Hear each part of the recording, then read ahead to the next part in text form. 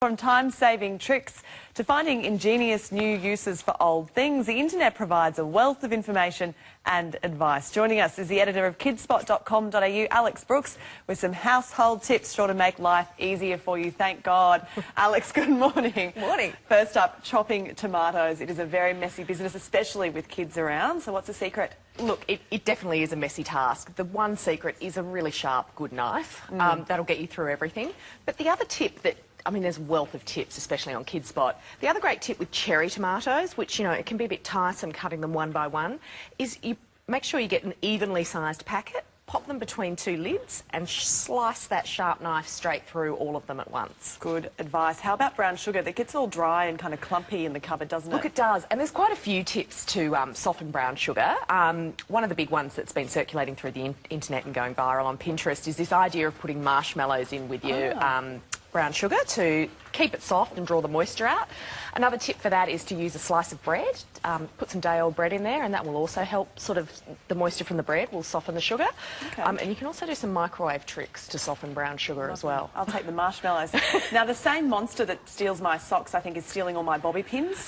So what is the trick to keeping a close eye on your bobby pins? Bobby pins are, obviously they're metal, so magnetic strips, and you can buy them fairly easily from Bunnings, are a pretty easy way to tidy things. So you can often put a magnetic strip along a drawer in a vanity unit or the inside of a medicine cupboard and just store your clips there. Yeah, good storage solution. And what about catching dust? You've got a good tip for that. Okay, well, this is an interesting one because you could perhaps use a bobby pin to hold the nail before you put a post-it note just underneath where you might drill to, say, hang a picture, and you can capture the dust in the fold of the post-it note. Oh, wow. Yeah. So using a bobby pin for all you sorts can hold, of purposes. Yeah. I prefer to use post-it notes over the top of my digital alarm clock so I don't obsess over the time. That's a very good idea. Now, how about another one for sticky fingers? Kids with ice blocks. I'm sure nearly every mum's been experiencing this in the last few weeks. Besides, like, sitting them down in a swimming pool to eat their ice blocks, you can use a little cake patty pan and just slip the stick through the patty pan and hold that at the bottom to catch all the drips. There you go. And what about one for pet owners? Getting rid of dog hair and cat hair. It's everywhere. The bane of your life. It's impossible. There's a couple of tricks with this, but you can use a window squeegee across carpet to get pet hair out. A really good vacuum cleaner is also a good tip. Yeah. Masking tape as well will work if you wrap it around your hands, sticky side out, and roll over. Crawl over on your all fours like the dog. That's right. There you go. That's interesting.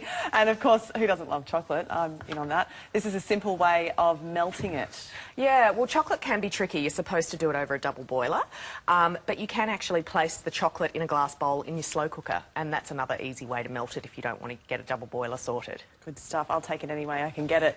And you know that terrible moment when you're trying to fill a bucket in a tiny sink and you can't quite get it under the tap? Yeah. Well, how do you go about that? My suggestion is that you actually would have a hose pipe, one of those shower hoses, to help you get it in a bucket, because it can be tricky. This tip that you're going to see, it uses a dustpan from a dustpan and brush, and the water funnels out the top. But you really have to test it first, because you don't want to turn on the tap full bore and have it all just splash up in your face. That's inspired, that one.